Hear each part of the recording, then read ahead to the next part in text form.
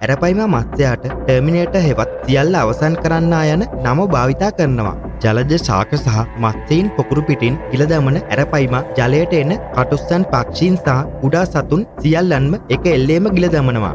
මිරිදියේ ඉන්න විශාලතම මත්ස්‍ය වර්ග අතරින් එක්කෙනෙක් වෙන මේ ඇරපයිමා මත්ස්‍යයන් දිගින් අඩි 10ක් දක්වා වර්ධනය වෙන අතර කිලෝග්‍රෑම් 200ක් පමණ බරකින් යුක්ත වෙනවා.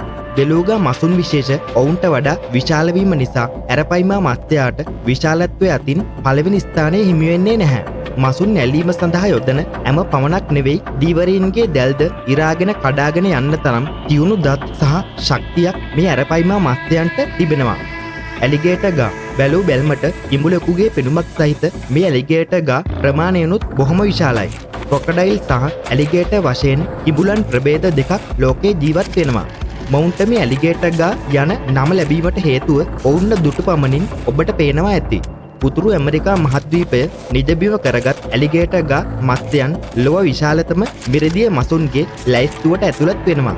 වැඩුණු ඇලිගේටර් ගා මත්ස්‍යයෙක් අඩි 10කට වඩා දිගකින් යුක්ත වෙන අතර මේ මත්ස්‍යයන් බොහෝම ඈත ඉතිහාසයක් සහිත පැරණි මත්ස්‍ය විශේෂයක් වෙනවා.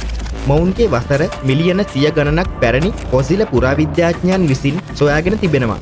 මේ මත්ස්‍යයන්ගේ බිත්තර ඉතා විෂකින් යුක්ත වීම නිසා වෙනත් සතුන්ට ආහාරයට ගැනීමට හැකියාවක් නැහැ. මේ බිත්තර විෂ සහිත වීම මේ තරම් කාලයක් මොවුන් වඳ නොවී ජීවත් වෙන එකටත් ප්‍රධාන හේතුවක් වෙනවා. බෙලූගා ස්ටර්ජන් පෘථිවියේ වාසය කරන විශාලතම මිරිදිය මත්ස්‍යයා තමයි බෙලූගා ස්ටර්ජන් කියන්නේ. මේ බෙලූගා ස්ටර්ජන් යුරෝපය සහ ආසියාව අතර ගංගාවල් වල වගේම කළු මුහුද සහ කැස්පියන් මුහුද ආශ්‍රිතව ජීවත් වෙනවා.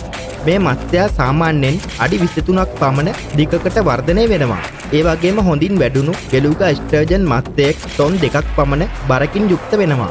මීට වසර මිලියන 200කටත් ඉහතදී මොවුන් ජීවත් වෙලා තියෙන බව පර්යේෂකයන් පවසනවා. ඒ කියන්නේ ඩයිනෝසරයන් පෘථිවියේ වාසය කරන කාලෙත් මේ මත්ස්‍යයන් ජීවත් වෙලා තියෙනවා.